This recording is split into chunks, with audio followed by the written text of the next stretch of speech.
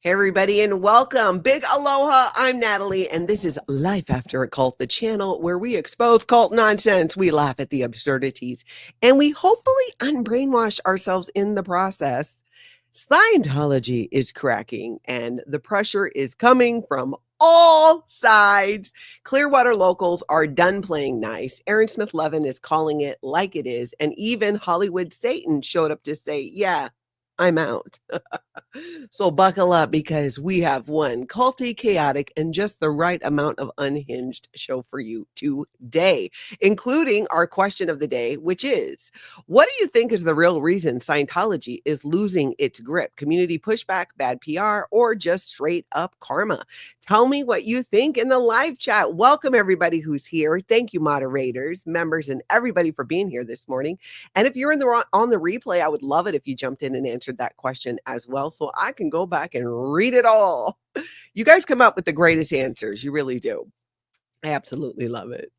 Hey, everybody coming in. Aloha to you. Thank you for being here. Let's jump into some Scientology news here, starting with a little ditty from the Church of Satire-tology. If you are not already subscribed to the Church of Satire-tology, I suggest you give a little amen. Get yourself over there and subscribe because the content is hilarious. It really is. Let's look at this. This is a little clip. This is just a clip. I'm going to share everything down below after the video so you can go check it all out. But check this out. And again, this is satire. This is a deep fake. Okay, just let y'all know. Sometimes some people don't know that, but it is. This is not real, but it's funny and it should be real. LRH materials are now in languages spoken by 2/5 of the planet. And yet somehow only 1/5 of one ideal org in Ohio has seen a single new public this quarter. That was like the best part. Actually, it wasn't the best part. There are multiple best parts in this video, but that cracked me up so bad because it's true. And that's what's so funny about Church of Satire-tology is a lot of it just rings true. What are you doing? Playing musical e-meters? We were supposed to shed 5 ideal org ribbons by summer. Instead, we've had 5 security threats, 7 lawsuits, and 1 Sea Org member shedding tears in the ethics office. LRH materials are now in 1 Sea Org member shedding tears in the ethics office. It's hilarious. So if you want a good laugh, go ahead and check it out and catch up on their content if you're not caught up. I even go back and rewatch certain things if I just feel like I need a bit of a laugh. You know what I'm saying? Which you guys know I need a lot all the time. Humor is what keeps me going, very much so. Especially with icky topics like Scientology, and when we get into a lot of the dark side of it. Bring some balance to it is how I feel about it. Now, in keeping the funnies going, we're going to take a look at a little comedian here that called out something about Scientology. I think she was speaking at something, or the channel is Bored Teachers, so I think it has something to do with teachers. But when I heard this, I was like, oh my gosh, so true. Hey, Scientology up north. Everybody coming in there. Mary James, I see ya.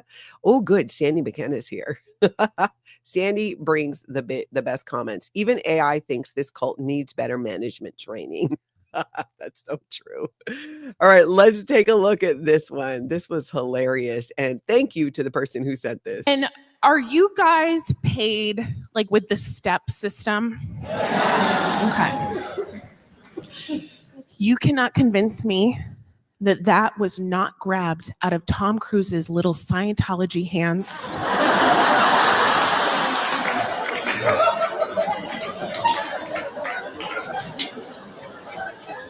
You even think about leaving, they pull out that chart so fast, like, if you stay one more year, you'll go to the next step, which is an extra $1,000. Paid over 22 pay periods.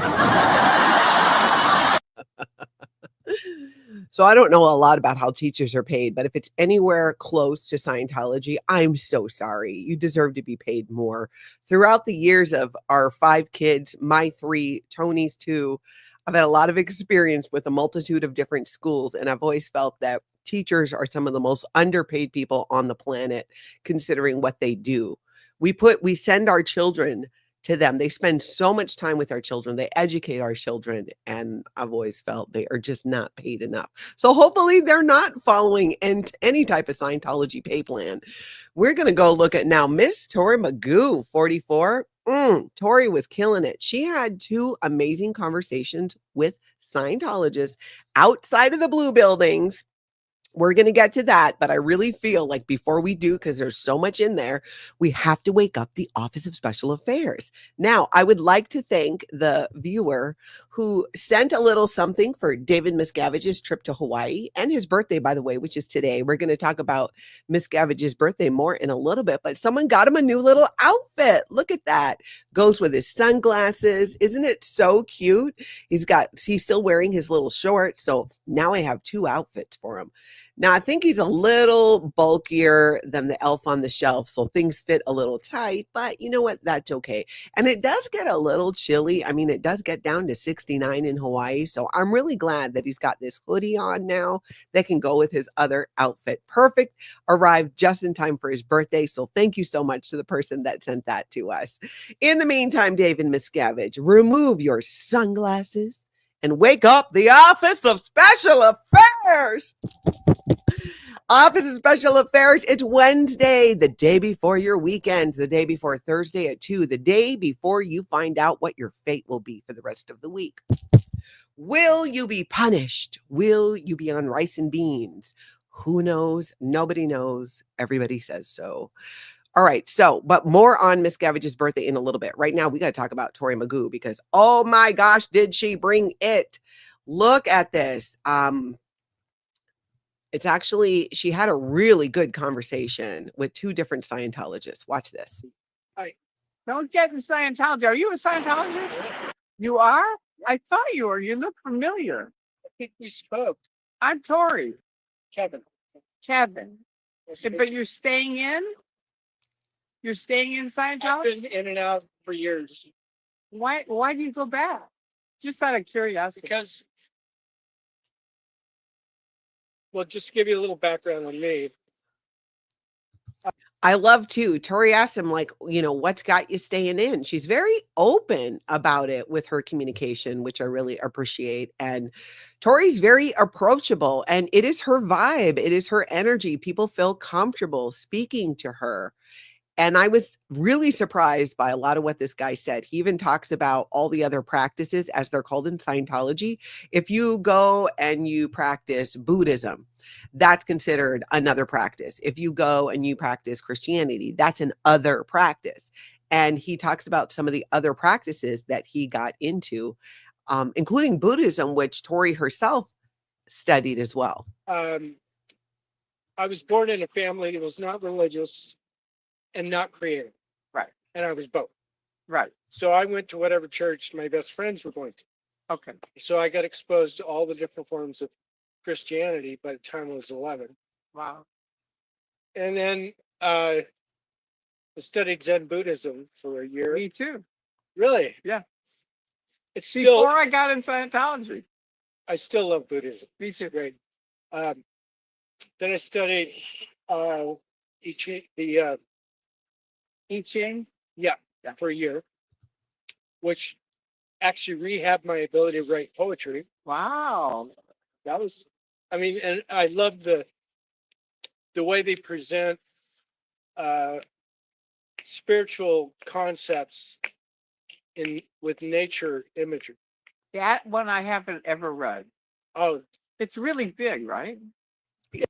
So they continue to have this conversation, including about Scientology and how he's gone in and out of Scientology. And that was huge, and probably one of the reasons why he's open to having a conversation. He sounds like somebody who's been around a long time. And I've noticed that many, not all, but the Scientologists that we see who will have conversations with somebody that's approaching them in a way that feels safe, is they tend to be Scientologists who've been around for a long time. Again, not all, but many. And they come from a time when Scientologists were allowed to talk about Scientology. And many of them still feel free to do that, which is fantastic. It's really been more a newer breed of Scientologists under more David Miscavige, where I've seen people really shut down about it and not talk about it because since, the number one rule in Scientology is still don't talk about Scientology. So this was such a great conversation, and go ahead and check it out. It goes on for quite a while. Like I said, I'm going to link it down below. And this wasn't the only conversation she had. Shortly after, another Scientologist showed up and started talking to Tory. And we're going to look at that. Hey, Liz Gale, welcome. Feral Cheryl. I'm going to see Feral Cheryl soon. I'm so excited. All right. So let's see. What are we doing? Let's go to Tori's other clip because she was just killing it there. I thought this was great. 81 years old. I'm 80. Now, the woman she's speaking to is 81 years old. Okay, 81 years old. So she's been in Scientology for a long time. I think she talks about how long at one point. Let's take a look. 1 year That's old. fantastic. Yeah. And you're still in Scientology? Yeah. Did you have bad experiences? I was in it for 30 years. So I can't say I had bad experiences. Yeah. 20 years were good. But the last 10 with Miscavige, it's just, he changed the definition of that. Then, if you're 81, what year did you get in? 67. And I got in 69. So that means all of LRH's auditing was false. All of our auditing was false up until 1990 when he changed the definition. Well, I haven't heard. Well, you that. can. I don't know, but I feel like it was improved actually that's my experience. And Have you See, even though Tory's saying something that Scientologists are not allowed to hear, the woman is still there and she's still talking about it. And she's saying that, and she even asked Tory, did you have a bad experience? That's not a question you're going to get a lot from Scientologists because they don't want to hear it because they don't want to go to ethics to have to clean it up.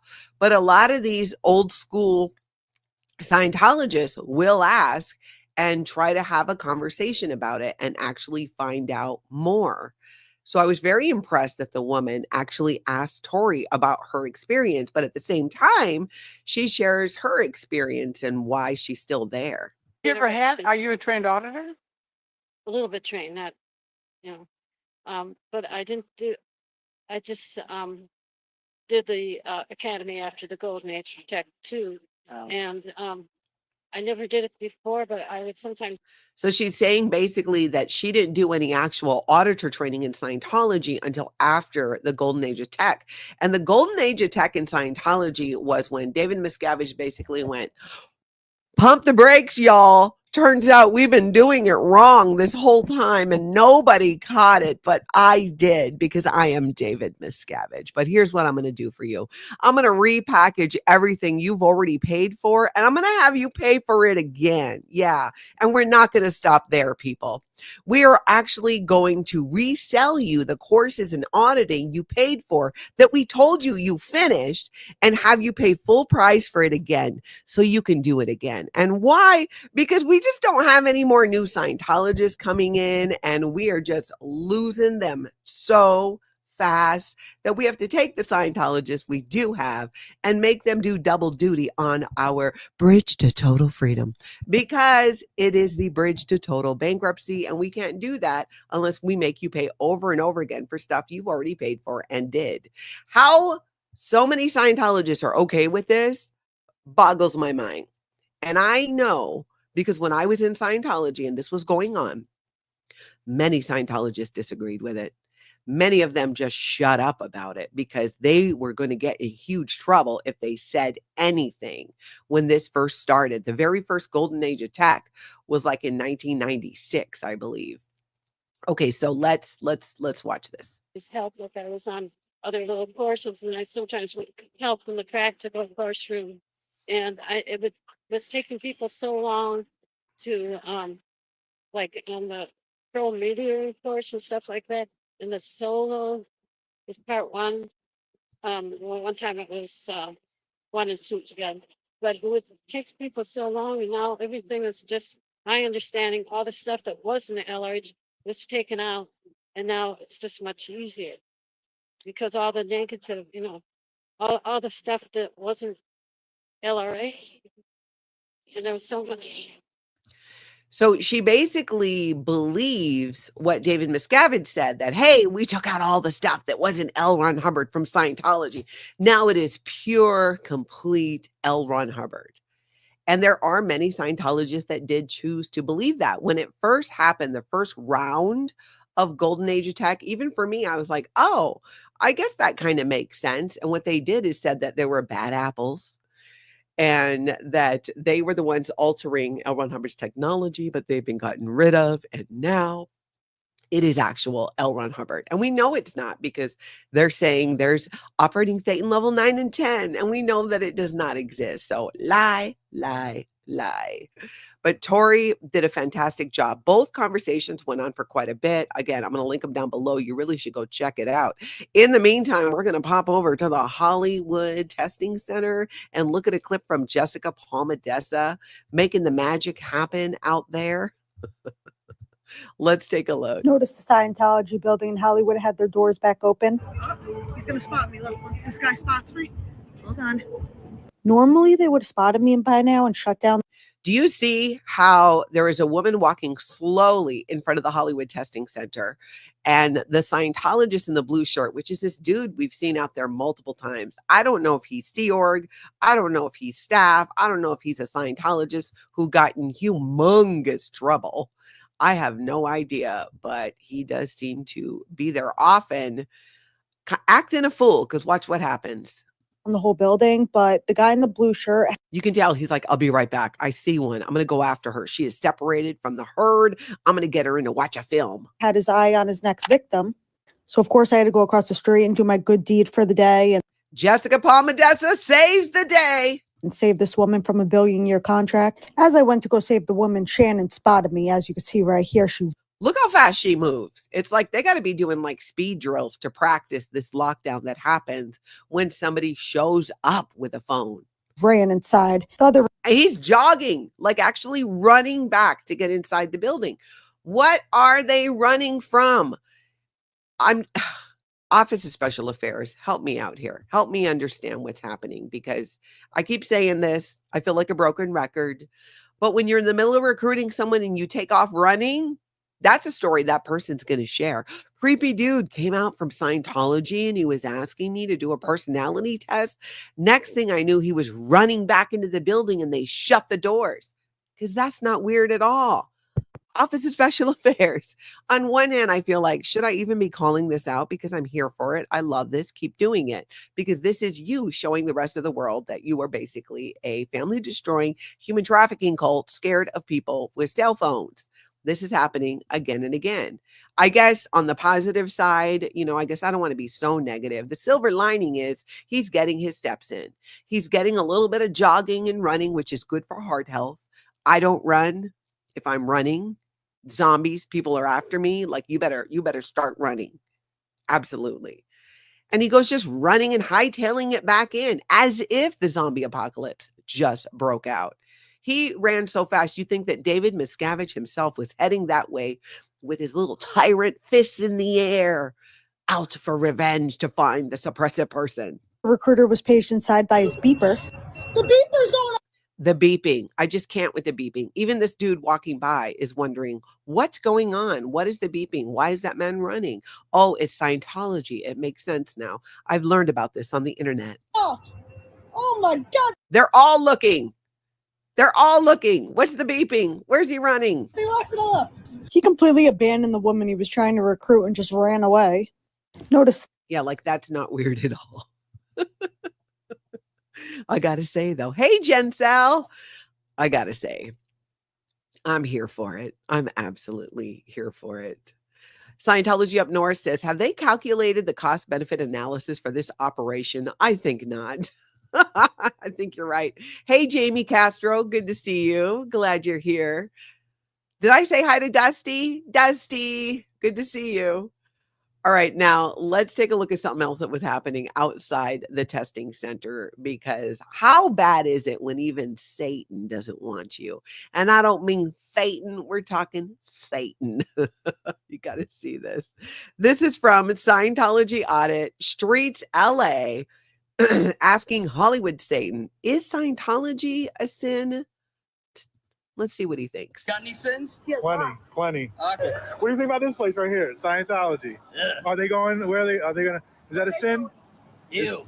Is that a sin right there? Is that Where a are they sin? gonna? Where are they gonna end up at? They're gonna end up down there with I you. sure as shit don't want them. I don't want them. I mean, how bad does it have to be when even Satan doesn't want you?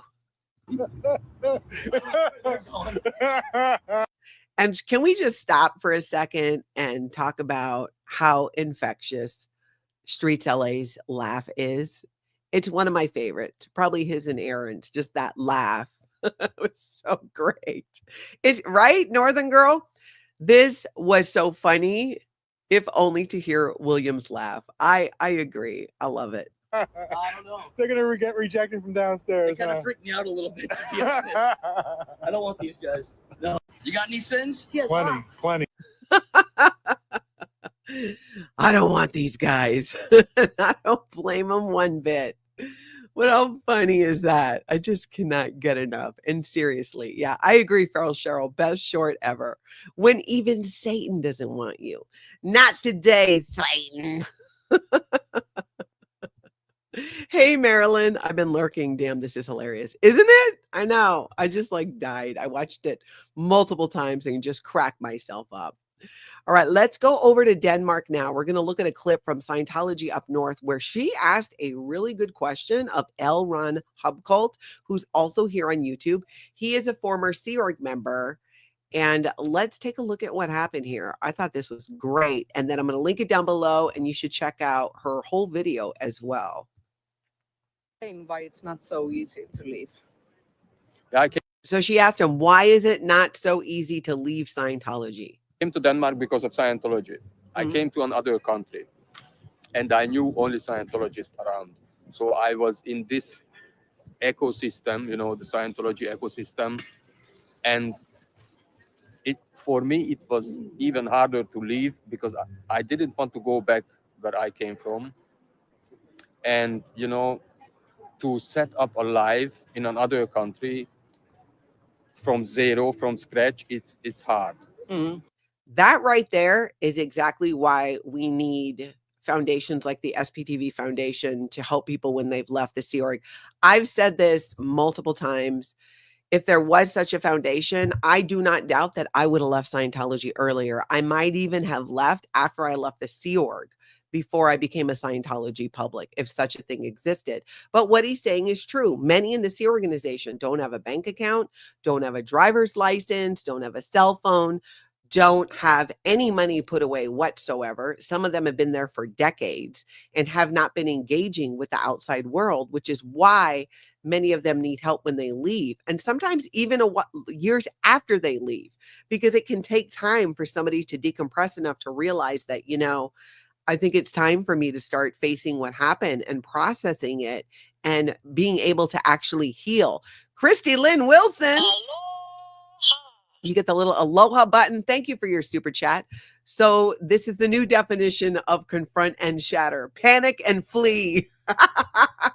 That's so true.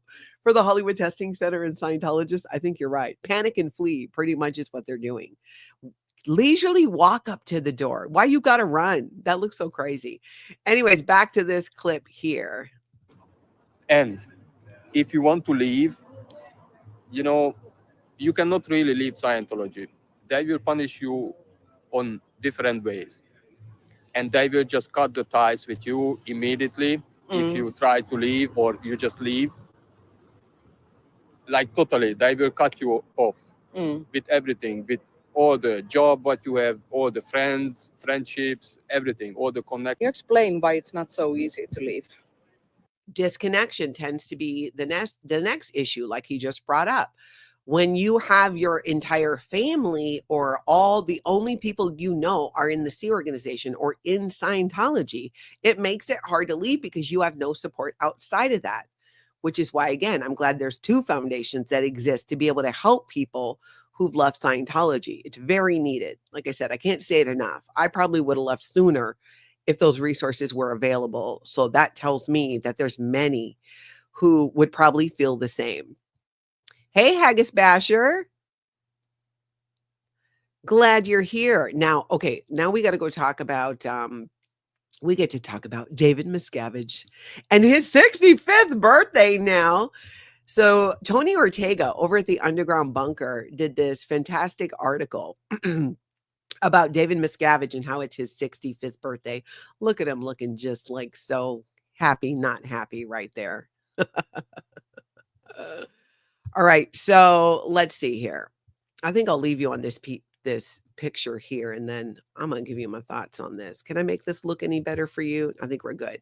So David Miscavige today is 65 years old, right? He's basically wrapping 65 years of unhinged leadership, expensive suits, and big tantrums. That's all being celebrated today.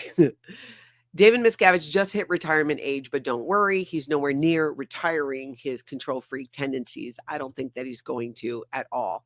He is just going to keep doing what he's doing. Arkansas Flamingo thinks he looks older than 65.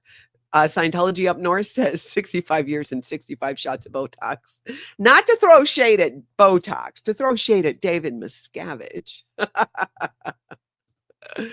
So he's not giving up his control freak tendencies anytime soon, but today is the big day in the bizarre world of Scientology. It's not only David Miscavige's 65th birthday. Happy birthday, COB, chairman of the board. By the way, before I forget, y'all know that Sea Org members are forced to give up a little bit of their $47 a week to buy gifts for David Miscavige for his birthday. Yeah. Someone stands right there after you collect your pay. Okay, we need money for COB, chairman of the board. They call him COB, Miscavige's birthday. I'm just like, Dianetics turned 75 this year, right? So we got Miscavige turned 65. Dianetics turned 75. John Travolta got roped into Scientology 50 years ago. And Battlefield Earth, the cinematic dumpster fire, turned 25. When I read that on Tony Ortega's article, that blew my mind that much time has gone by, especially about Battlefield Earth, one of the worst movies of all time. And I'm not just saying that because I'm a former Scientologist. I saw Battlefield Earth on my best day in Scientology. I was a dedicated Scientologist and I was mortified. It's that type of being mortified where you're sinking down in your chair, hoping no one else in the theater knows you're a Scientologist because you're so embarrassed by this dumpster fire of a movie. That's how bad it was. If you haven't seen Battlefield Earth, you might want to see it just to see how bad it was. So you know what I'm talking about. So let's rewind a little bit, okay? David Miscavige joined Scientology, as you know, as a kid because his dad thought it might cure his asthma. And it really, I mean, it gave him a lot of designer shoes and suits. And some have said that it did cure his asthma. Some say that it didn't. But by age 12, Dave was auditing people professionally at St. Hill in England, where his father had moved the family. By 16, he joined the Sea Organization. And by his early 20s, he was muscling his way into L. Ron Hubbard's inner circle, like a Scientology version of Succession. Anybody watch that show? Succession. I think it's on HBO or Max. I was watching it. I really enjoyed it. And then I forgot about it. I got to get back to that. But anyways, when Hubbard died in 1986, Miscavige grabbed the reins and he never let go. In fact, he's led Scientology longer than Hubbard ever did, which makes me wonder, somewhere is L. Ron Hubbard yelling, "I didn't clear the planet for this." He's busy on Target 2 or whatever it is he's doing. But it became the cult of David Miscavige pretty much after that. And here's the thing. As much as Miscavige wants to be the main character, Scientology doctrine still calls Hubbard source. So Dave has to flex in other ways like extreme fundraising and terrorizing staff. And Scientologists do call him source. And again, my best day in Scientology, that made me uncomfortable. It felt weird. He is the source of Scientology, but of course you leave Scientology and you find out what? that he stole most of what's in it, especially the things that were a tad helpful, completely. Then there's the whole, occult and sex cult stuff being thrown in as well. So that's probably why, when you think about it, Scientology has shrunk under the leadership of David Miscavige. But don't tell David Miscavige that unless you want to end up scrubbing dumpsters with Tommy Davis, the last spokesperson for Scientology, which brings us to the birthday gifts from former insiders. So let's start with John Brousseau. John Brousseau is a former Sea Organization member, and he was David Miscavige's brother-in-law, and he worked at the infamous international base. He has since left Scientology and turned a whistleblower. He's out living his best life, no longer in the Sea Organ Scientology. He recalls, and he shared this in Tony Ortega's article at the Underground Bunker, that in 1982, they went on a fishing trip that went, well, very, very Miscavige. And JB, as he's called, John Brousseau, he's referred to as JB, he was explaining how to fish. You cast the line, you wait, it's peaceful. But Miscavige, no. He was not having that peaceful experience. He said, "Are you effing kidding me, JB? This is how you effing fish? You just sit here and wait? I feel like jumping in the water and shoving the hook in the fish's mouth." That was a quote. He wanted to jump in the water and shove the hook in the fish's mouth, which I think really goes to show and makes a case for there's just no version of David Miscavige that is this peaceful, benevolent dictator that some people want to make out. Or Scientology is putting out video after video about how, oh, David Miscavige, he's so kind. He knew my name. He knew my name.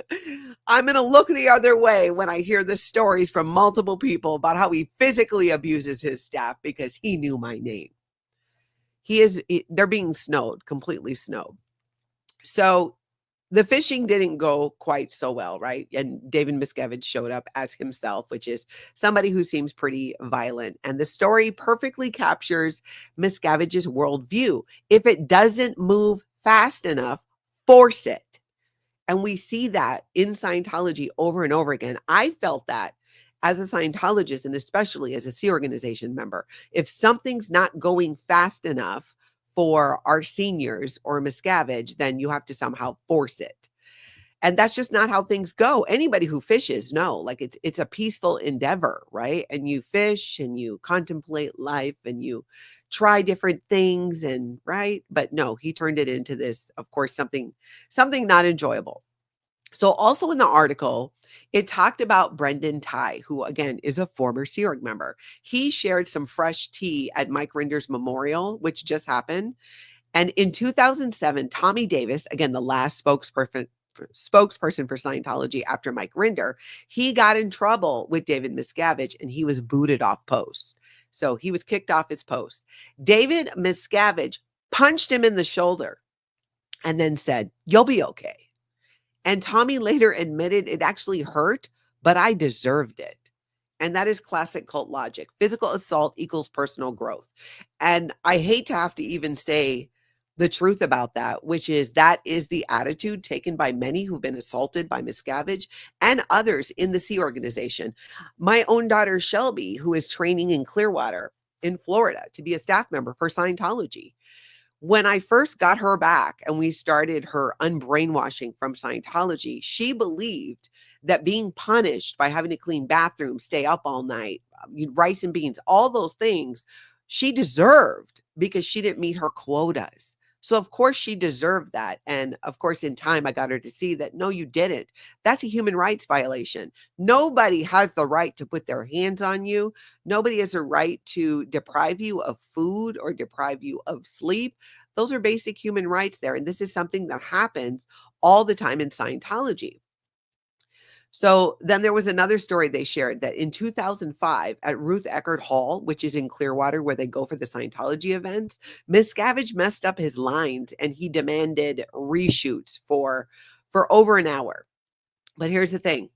He complained about the cost of keeping the top Vogue makeup artist on set while everyone else was getting makeup done by tired Sea Organization members with 2 Q-tips and a prayer. He then rips into Mike Rinder for correcting his lines too fast. Quickying, which is a big insult in Scientology speak. So quickying, you might hear that in some Scientology stories, means you're speeding, which is so ironic because if you're not doing it fast enough, you got to force it. But if Miscavige doesn't like what you're doing, then he'll tell you you're quickying it, which means you're cutting corners, right? You might be violating L. Ron Hubbard policy. You're not doing it standardly.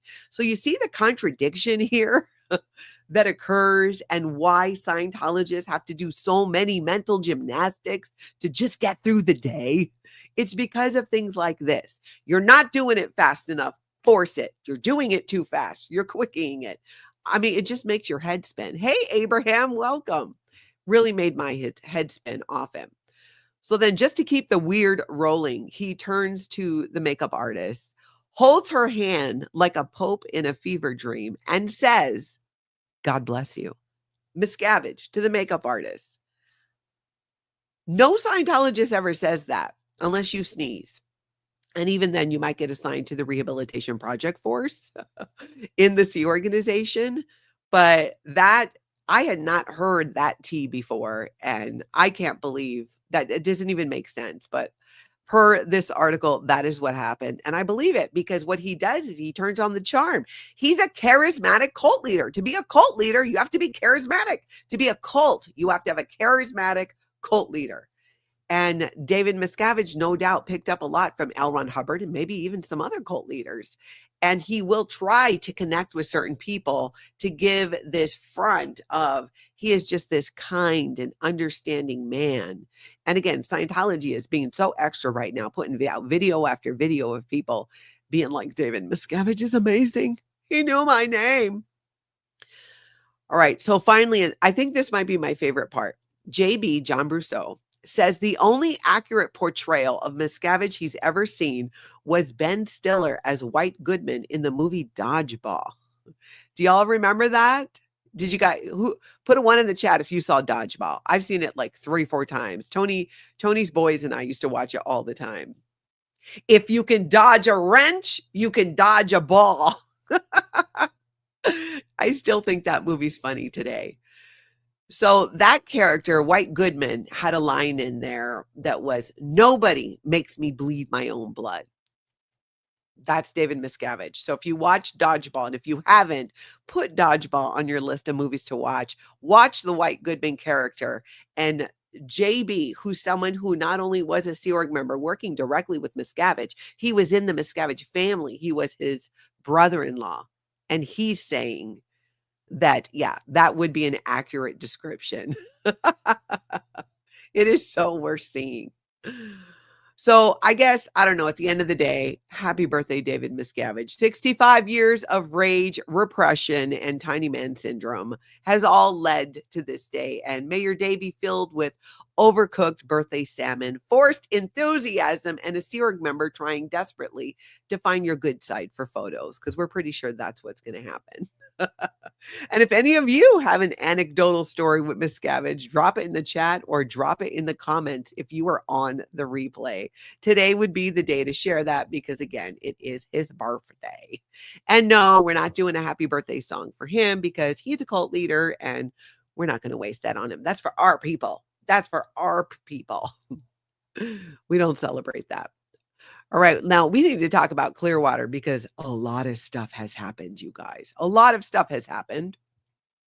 Let's take a look first. There is an article out. I think this is the Tampa Bay Times where they are Oh no, this is News Channel 8. Clearwater residents say they want less of Scientology amid proposal to sell public street. Dozens of people in Clearwater are fighting a plan to give more land to the Church of Scientology. Okay, first off, I got to say, News Channel 8, it is way more than dozens. The church wants to build a theater and ask the city to sell a public street for its parking valet. So now they're saying, because we've been saying for how long now? Scientology's not even saying why they need the street. Nobody knows. The mayor doesn't know. The mayor said he doesn't know. City council members say they don't know. And now they're saying, oh, it's for the valet. It's for the valet for Ruth Eckerd Hall So all of you peons that use this street to get to the beach, the city council members that use this street every dang day, as they've said, no, no more in the future if they sell it to Scientology because they need it for their valet. It's so ridiculous. Okay, so this is a quote from a resident. Quote, how in the insert expletive can any of you think if you vote for Scientology purchase, thinking that you are representing the will of the people of Clearwater? You're crazy, said one resident. It was a heated town hall Tuesday night to hear public input on the proposal. Council member Ryan Cotton explained his understanding of what the Church of Scientology wants to do with Garden Avenue. And this is Cotton speaking. Scientology has proposed the building of a theater similar to Ruth Eckerd Hall in that they are asking for the vacation of the street for safety and security for Valet Drive and Park that will extend west towards Fort Harrison, Cotton said. Okay, so when did you find that out? Because at the last meeting, nobody seemed to know. And now all of a sudden you got to close a street for safety and security for valet parking. That's what it's for? I don't know, but let's continue. Residents described a rough history with the church, claiming they own lots of property in a downtown, even city leaders said is dead. We would like to see less of Scientology, not more, said one citizen. The privatization of that road has a very big negative impact on the maneuverability and the accessibility to the very downtown we are revitalizing, said Vice Mayor Lena. Residents pointed out how the city has approved motions for the development of apartments and other ideas to boost downtown. They argue the area can be developed without Scientology, which is absolutely true. There's another proposal to turn a portion of Garden Avenue into a walkway and green space that will memorialize the history of African Americans in the community. The organization Save the Garden has been working with Barbara Sorry-Love, the president of the Clearwater African American Foundation, who brought the idea to the council in March. Remember this name, okay? She is the president of the Clearwater African American Foundation. We're talking about reimagining the Clearwater history, Sorry-Love said. Though some argue Scientology's plan will bring jobs and tourism, which, I mean, come on, that is such a weak argument. Why hasn't already? It hasn't already. Scientology's been there for decades. Where's the people? Where are the people at? They're in Scientology's buildings being told to stay away from people on the outside. They attend their events, staying in local hotels on the beach, which is revenue. Everything behind me is emotional and not logic to their critics, one supporter of Scientology said. They attend their events, staying in local hotels on the beach. They stay at the Fort Harrison. Cotton said if the council votes in favor to sell the street to the Church of Scientology, they will hold their feet to the fire. If this proposal goes through, I do believe that it's got a large reward if they follow through with their deal, Cotton said. I think the emphasis, Ryan, there is on the word if, because did they follow on their deal before? No, they have not. He goes on to say, hey, we came to the conclusion this was best for the city and its residents, and now we want to see you continue with that path with which you said you were going to do. Cotton also said he would be open to finding ways to incorporate Save the Garden ideas. And then he says, to my knowledge, city staff is working with the local community and the African community to make this happen.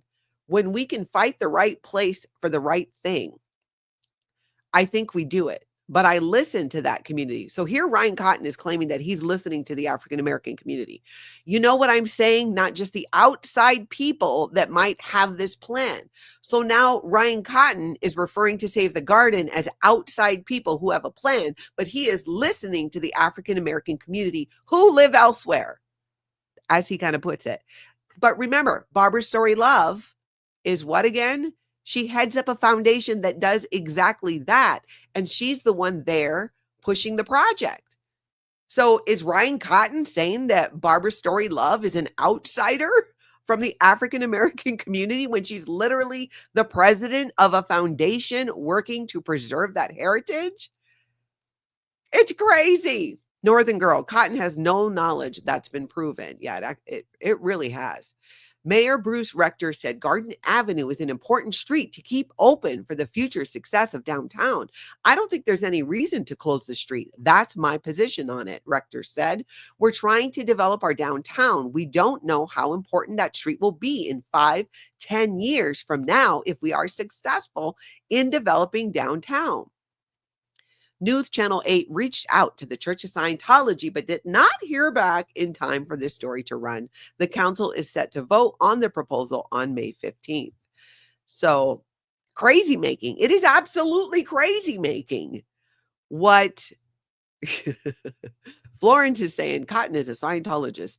I don't think he's a Scientologist, but I think he's definitely under the control of. That is my opinion, my speculation. I guess I can't say he definitely is. He appears to be. When I look at it and I listen to what he's saying, especially when he said he's not listening to outsiders, he's listening to the African American community, when there's a woman who represents the African American community and this project standing right there saying that this is what they want. So I don't get it.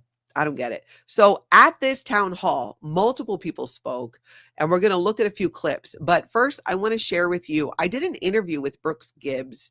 It is on my channel. If you just go to Life After a Cult, click on live, and you scroll down, you'll see the interview with Brooks Gibbs. And he shared some mind-blowing things, you guys.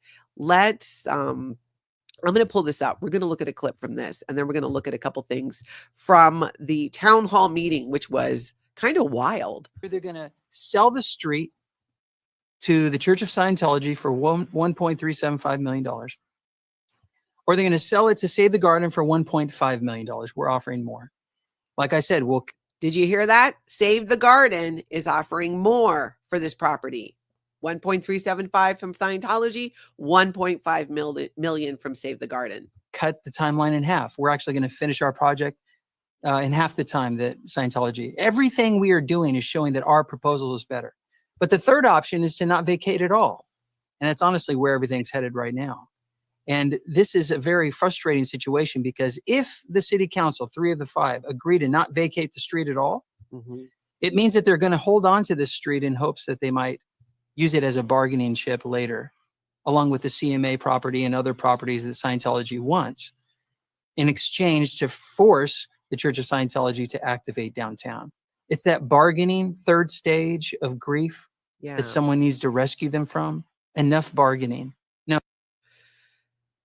Brooks Gibbs gave the most amazing analogy with what's happening in Clearwater and the 5 stages of grief in this video. In fact, I want to cut that part out and even make it its own video. He shared so much. If you have not seen this interview with Brooks Gibbs, I would say put it on your to-do list today because he shared a lot. He shared his point of view. After talking to him, I feel so confident that what he and his group with Save the Garden are doing actually has the power to revitalize downtown Clearwater for real. Not just Scientology's version of it, but to do it for real. Because he's right. People in Clearwater are in apathy about Scientology because they've been beaten down. And this revitalization, coming together, letting people know, hey, something can be done about it. That they can stand up to Scientology and there can be something better that goes there. So let's take a look. Let's look at one more clip from this video interview that I did with him. And again, I cannot stress enough. Check it out. Because when I meet with these city council members, they don't study our proposal. I'm having to explain things that are in the proposal. It's the apathy I'm fighting. Yeah. I think they're very, very frustrated at how much work they have and how little time they have. But this is important to us. And so we have to be the squeaky wheel. But there is a chance for public comment. And that's really where we'd like people who live in the Clearwater area to come down and speak. You'll meet me, my wife, our team. You'll meet Kelly, who's really administrating this whole thing. You'll meet Tony. You'll meet Barbara. All of us are going to be there to speak and promote. So they were there at the Clearwater City of Clearwater town hall meeting last night, and it was wild. Sandy McKenna was there. So Sandy, you jump in at any time. There was a guy in the front who seemed to be heckling and harassing people, yet the city council did nothing to get rid of him. Yet in past meetings, if somebody else was doing that, they would be removed from the meeting. In fact, someone I think even commented that he had been removed previously, yet there was this guy up front acting a fool. So let's look at, first we're going to look at when Aaron Smith-Levin from Growing Up in Scientology went up to speak. His video has great audio and video. There are people who were streaming within the library. The signal wasn't great, or I don't know, maybe Scientologists were there with cell phone blockers. I'm not saying that happened. I'm just saying maybe it did. Or the building just is crap when it comes to being able to live stream. Maybe it's the Wi-Fi is not as strong. So Farrell Sherrill says he was harassing people from the get-go, and Farrell Sherrill was there as well. So let's see. In fact, are we looking? Okay, no, this is from Growing Up in Scientology. So first, let's look at what Aaron Smith-Levin said, and then we'll go over and look at what happened during the meeting. Aaron Smith-Levin, hi guys. I would ask that the council please ensure to put the Save the Garden proposal on the agenda for May 15th for a vote, just to begin. Okay, a few thoughts about the Save the Garden stuff, the selling South Garden to Scientology. A lot has been made of the video presentation that was made to the council members of everything Scientology is going to do to develop downtown. A lot has been said about if only Scientology would share this proposal with the public would support the project the way 3 of the council members have so far. Well, it turns out the proposal is the video you guys saw is the exact same video David Miscavige showed to the city council 8 years ago. Can you believe that? You remember at the city council meeting when we were hearing about this flashy video that they showed what could be done with downtown, and Ryan Cotton and Mike Menino, they were like all over it, just sucking it all up, along with that Albritton guy, the father-in-law, I think, or relative of Cotton. And it turns out it's the same video Scientology came to the table with 8 years ago. It was like, oh, we're going to do this. We want to be community partners. Look at what we're going to do. They did nothing. Zero. They made the place look more creepy than it already was. That's what happened. They just kept buying up properties like they're playing Monopoly, which, side story, I started playing Monopoly recently with my grandson because I think Oliver needs to start learning about real estate because you're never too young. And it got me thinking, Monopoly is actually a great game to try and teach kids some life lessons. I've been having a lot of fun playing Monopoly with him, and the kid is a shark. So I'm proud of him. He almost bankrupted me the other day, and I could not have been more proud. When you can take your grandma down in a game of Monopoly, yeah, I think he's got a future in real estate. Okay, back to this. So let's get back to what Aaron was saying. And I know some of you guys remember what was happening back then. Clearwater Marine Aquarium owned the lot behind the Fort Harrison Hotel. David Miscavige wanted it. Aquarium was selling it. It appraised for $4 million and change. Miscavige offered David Yates $15 million. David said, I would rather sell it to the city for $4.75 million and keep it in the hands of the public than sell it to Scientology for $15 million and take it away from the public. Then the Clearwater owned the property. Miscavige created this beautiful presentation to convince the city of Clearwater to sell him that property. 8 years ago, he was offering 10 times the money, and he was asking for 1/3 the property. Ryan, you think this is such a great deal. You didn't even know that the video you saw was 8 years old, okay? So, but here's the thing, because the core of this issue is, can Scientology be trusted? So I would ask you this when you met with David Miscavige. If you knew the video was 8 years old, you would have said, wow, this is a great plan. This is what you said you wanted to do 8 years ago. Why didn't you do it? And he would say, well, because that was in exchange for selling us the aquarium lot. And then you would go, but we're still not selling you the aquarium lot. Are you saying you're going to do all of this just in exchange for South Garden? And then he would have said, no, of course not. But I think you already know this because you already said that 5 months ago, Miscavige came to you guys and said, I want the aquarium lot, I want the firehouse, and I want South Garden. None of you have actually explained how that conversation changed to just South Garden. And if you already know that what he really wants is the aquarium lot, then why are you trying to convince the people of Clearwater that Scientology is going to redevelop downtown Clearwater just in exchange for South Garden when you seem to already know that's not true? So I don't know if you're the one being snowed or if you're snowing the people of Clearwater, but the lack of transparency on this is why people are questioning your intentions and your motives, and why you've turned into David Miscavige's spokesperson about a project you consistently prove you know nothing about. You didn't know Scientology bought all the property downtown. You didn't know Scientology wasn't paying for the property for 6 years, and you didn't know the video was 8 years old. What do you know about the project you're running around promoting to anyone and everywhere you can? It's no wonder people question your motives.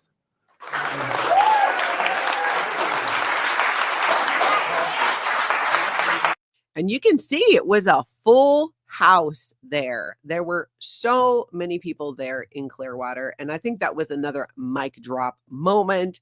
And I'm sure, especially Ryan Cotton probably hated it. But it is the truth, and it is a valid thing to call out. Like, hey, if you did not know these things, what else do you not know? If you didn't recognize and see that Scientology was kind of pulling the wool over your eyes a little bit, what else are you not seeing? How can we trust that you're going to be fair and equitable in this and make a decision that benefits the community as a whole when you don't fully understand and see what Scientology is doing?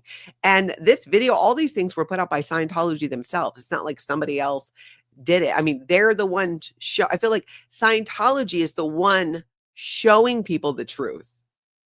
Even though they claim something else over here, all you got to do is look historically at what has happened.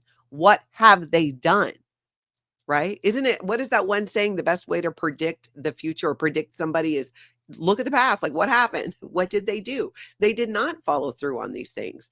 And it's just, they're going about it, in my opinion, in a very disturbing way. Not just Scientology, but the Clearwater City Council. This is the city council that David Miscavige has been waiting for.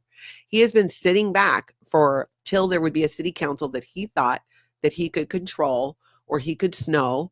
And you know what? I'll even give some benefit of the doubt to Ryan Cotton. And let's say that he really does believe that this is what is best for Clearwater. Then flush it out. Just flush it out. Listen to the people who are telling you these things. Don't just be won over by shiny objects and this beautiful video. And I saw the video. It actually was not that great. I expected a lot more from it, the way they were describing it. Otherwise, you just cannot be thinking about all the people. Sandy McKenna said Scientology showing that old video was like reheating a frozen lean cuisine and calling it fine dining. I agree. And why have they done nothing since? I love your Monopoly comments too. I'm glad there's so many fans because I know I am.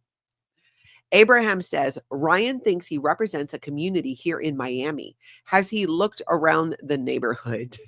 Exactly. Yep, Arkansas Flamingo, fire from Aaron. Boom, mic drop.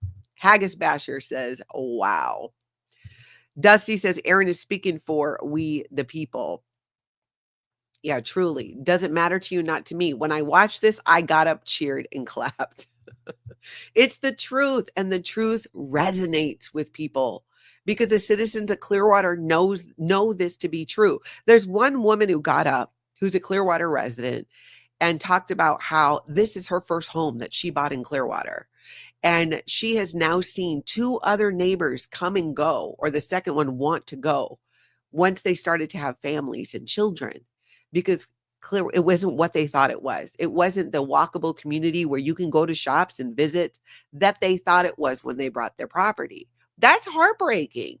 And she wants to be there and wants to see this community completely do well, which they can. Farrell Cheryl says the energy shifted in the room. After that, Cheryl, that's cool. That's very cool. And Abraham saying, I felt that shift, Cheryl, and I wasn't even there in person. That is cool. Yep. Northern Girl says they can't ignore the facts and they can't ignore what the people want. They would be a disgrace if they allow this. And the thing is, Scientology can do everything that's in that video without having this street. And again, the big question is, why haven't they done it? And why not be open to Save the Garden and that project. More importantly, that's a project that, like I said, I think really can revitalize the community in Clearwater. And it is needed. Sandy McKenna says Ryan Cotton acting confused about Scientology's goals is like pretending not to know what a magician's doing while he steals your watch. Well said, Sandy. Well said. I think a lot of people are feeling that, and that's concerning when you represent the people. I really do. Totally Jersey. Nobody likes being lied to, and that moment just slapped them in the face with the huge lie. Very true. Anna, could this be the first step of removing Scientology's grip on Clearwater? I think it can be. And I think that's going to happen because the people at Clearwater have an alternative solution that can actually bring people together, that can truly revitalize the community by doing the Save the Garden project and have something that's going to celebrate the heritage of African Americans who have a deep history in Clearwater, even though Ryan Cotton and others don't want to ignore that. In my mind, it's not so much about, of course, we don't want the street sold to Scientology, but this other project is actually something that could undo some of the damage in Clearwater that's been done by Scientology. How? By bringing people together to work together in a common goal towards something that actually is good for the community, for something that actually could bring people to town who will go to restaurants, who will visit those different buildings. That is not going to happen if Scientology gets this street and they continue to be able to play Monopoly and just take over in Clearwater. Abraham, that's right. Where there's a will, there's a way. If they wanted to make the changes, the cult of Scientology could. They could have. They would have already done it. Scientology does what David Miscavige what he wants. If David Miscavige wanted Clearwater to be revitalized and a booming downtown, it would have already happened. Trust me on that. It would have already happened. If that was his intention, his vision, what he wanted, it would have already happened. It hasn't happened because it's not. It's not. This is all Scientology takeover. So at the meeting, multiple people got up to speak. Clearwater George was there. Farrell Sherrill. I'm going to miss a bunch of people. I know Sandy McKenna was there. Throw your name in the chat if you were there as well. Hey, a voice down under. You just got into bed, but thought you'd pop in. I'm glad you're here with us right before bed. Yeah, Sandy, 8 years and still no progress unless you count rescreening the same promo video like it's the Super Bowl. Oh my gosh, it's so true. It's just so true. So let's see. What else do I have for you here? There was a lawyer who got up to speak that made some really good points as well. The audio for everybody else wasn't great. So I'm going to link those. I'm going to link the clips down below. But the audio is not really good because of the reception, but you can still use the subtitles and actually see it. Because there was a lawyer that I clipped surrounded by Scientology, George, who's been a Clearwater resident for a long time. He got up and spoke. And again, other residents, I didn't even know who they didn't have any connection to anybody in the former Scientology world. So I am going to link those down below so you can check them out, but keep the subtitles on so you can see it. Hey, Moose on the loose. I see you go flying by. Nick Anonymous says, I'm so shocked this was the shiny video Ryan was talking about. In fact, you guys, hold on. I'm going to just show it to you, or at least part of it. For those of you who might not have seen it, I do believe it's over on Aaron's channel, Growing Up in Scientology. Is it under videos? Yes, it is. So let's just take a look at it so you can just see what I'm talking about here. There we go. All right. This is the video that, this is the video they were shown.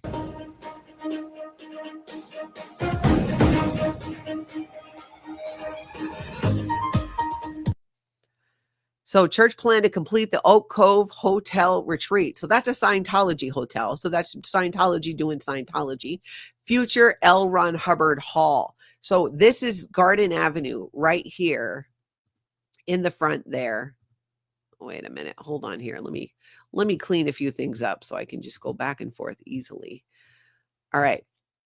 So you see, you see flag there. This is L. Ron Hubbard Hall. This is the park, the green space they're going to build with the Way to Happiness precepts.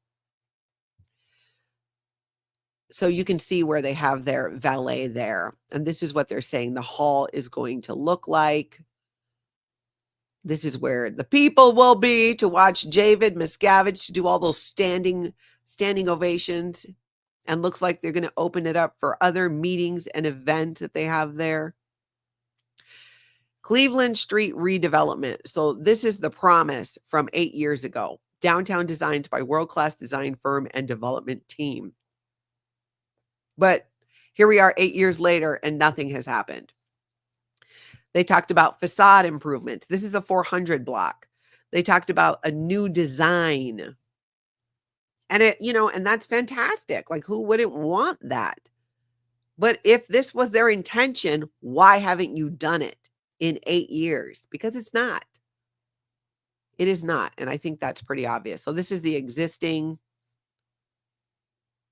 bookstore, new lighting. A lot of it's just new lighting, I noticed. Some of the places got new fronts, right? Like here. But a lot of them, it was all about the lighting, new lighting, new lighting. So this is existing on the 400 block north.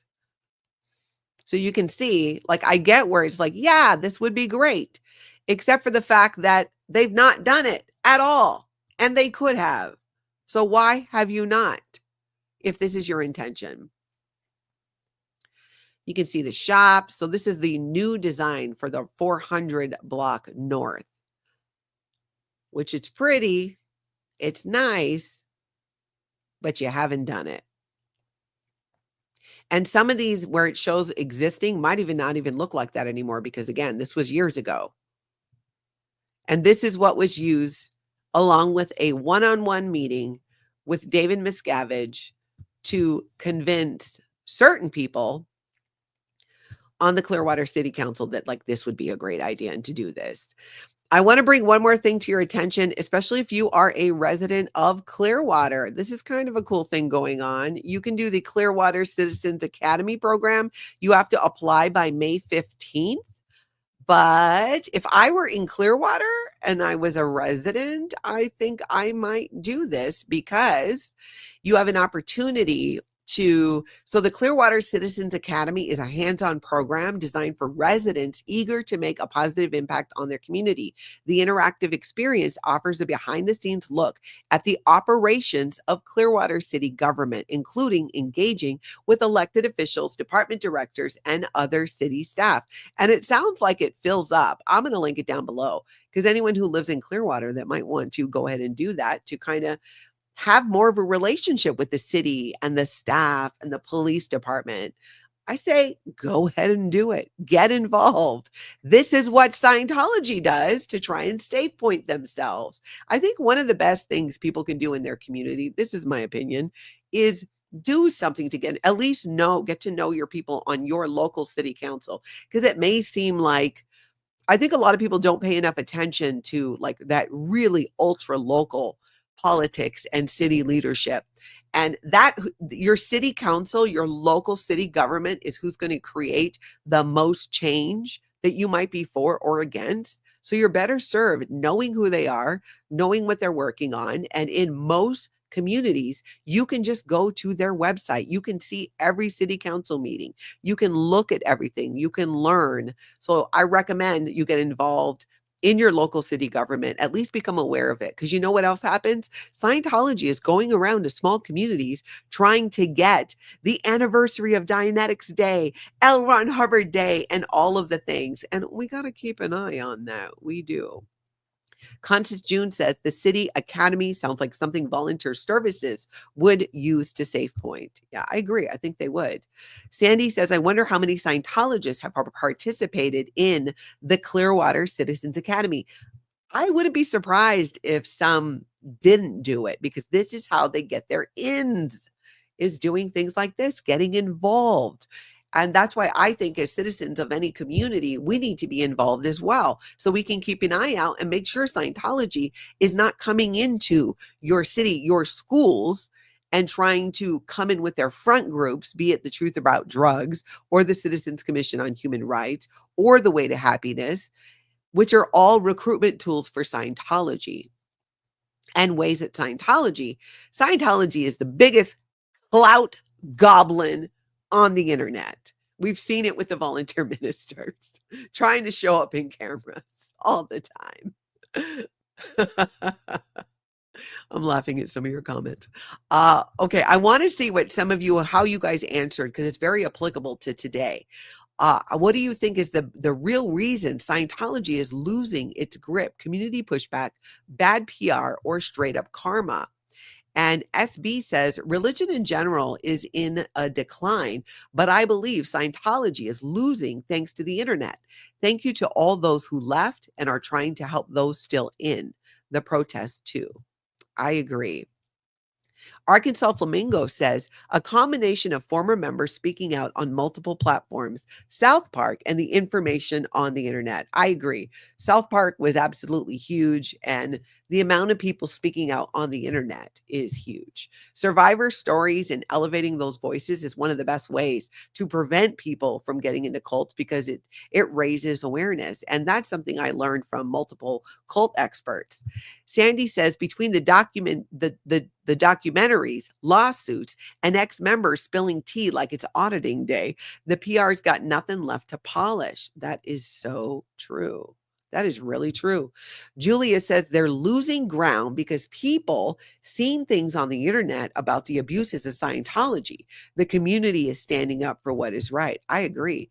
Abigail says bad public relations and leadership. Northern Girl says all of the above, plus they don't know how to do anything that wasn't written by LRH. And that is very true. Christy says Scientology is losing its grip because, as it always was, it went about things in the wrong way. They can't ever do anything above board. I'm laughing because it's so true. Acceptable truth. You got to give people an acceptable truth. You can't tell them something. This is how they justify lying. If I tell you something that is so outside of your reality, it might create an upset. So I'm going to give you an acceptable truth that you can handle. In other words, I'm going to lie to you. I'm just going to straight up lie to you.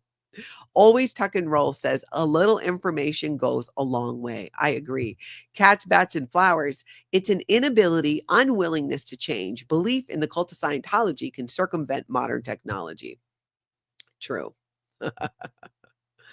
Mary James says it's their supreme inability to change with the times. They still do cambacks and easy accessibility to the internet. Exactly.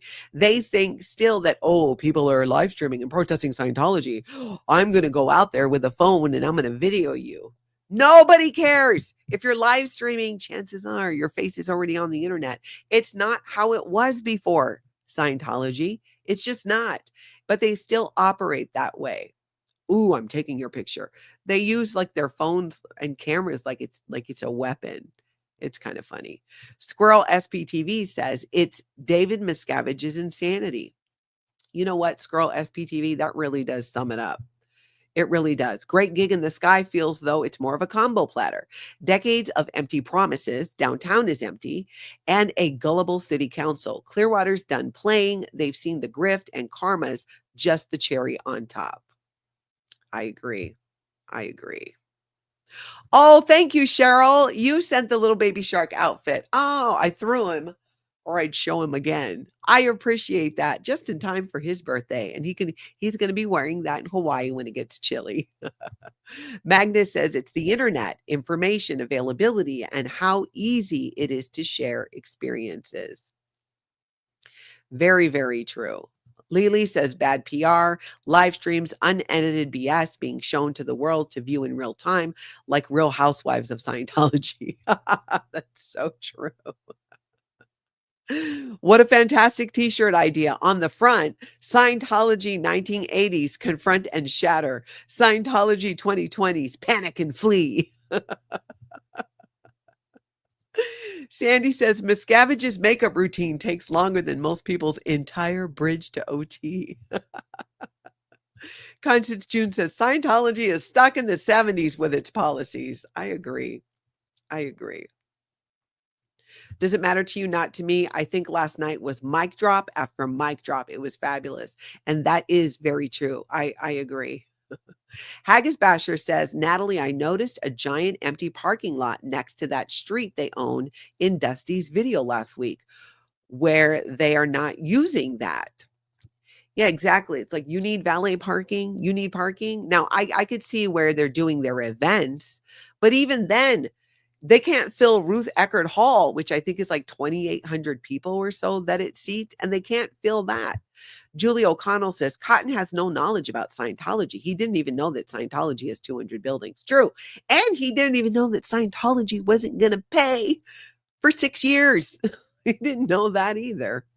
Farrell Cheryl says, I don't think Cotton understands Scientology at all, and they are fleecing him and us. I would agree with that. And that's something that can change. You know, that's something where it's not too late to admit that, okay, maybe I didn't know everything about Scientology. Maybe I wasn't asking the right questions. I would have more respect for Ryan Cotton if he would stand up and say that. All right, I didn't know these things, but I'm finding out now. He does seem to have, because he keeps saying, he keeps talking about transparency, except for the several months where they were individually speaking to David Miscavige privately, which they are allowed to do. So whatever. But it would be that same transparency would involve being educated about the group that you're talking about. And it's not difficult to find out about Scientology. You just have to go to the internet and literally Google it. You will find out the good, the bad, and the ugly. But then you will be aware. So at least become aware. Because my question for people who support Scientology and things like this on behalf of Scientology is, so what about the victims of Scientology? What about the abuse? Are you aware of it and you're going to look the other way? Or are you claiming not to be aware of it? Because there's no answer where you win there and still support Scientology. Because you're either saying, oh, I know about it. I've seen what's online. Or maybe you're just saying, yeah, I know about it. I've seen it, but I'm not going to believe it, despite the fact that multiple former members, there are more people out of Scientology than in Scientology. That is a fact. There are more former Scientologists is what I meant. Obviously, there's more people out of Scientology than in. But there are more former Scientologists than actual Scientologists. That is saying a lot. Just that alone. And these are things that are they're easy to find out. So I would hope that Ryan Cotton and others on the city council who don't seem to understand what this means if they do this for Scientology. It's just one more nail in the coffin of downtown Clearwater. So my hope is they do the right thing and they support the Save the Garden project, which go to SaveTheGarden.org. You can get on their mailing list. There is a petition about this. Everyone can sign the petition. Earlier, I thought it was only residents. You do enter your zip code. So I'm sure the council will pay more attention to actual residents, but everyone can sign the petition. Go to SaveTheGarden.org, sign the petition, there's some events coming up on their events page. You can also donate and contribute. There's a link on there to be able to do that. So lots that we can do here. And I hope you guys are here for it. I know that I am. That's what I got for you today. If y'all could do me a solid, hit that like and that subscribe on your way out. I am going to be heading out of town, so you will probably see me tomorrow at some point. You know I can't quit you. We shall see. And I might even pop back on today. We'll see. I got a lot going on today. So yeah, we'll see what happens. But in the meantime, most importantly, I hope everybody gets out and has an amazing cult-free day.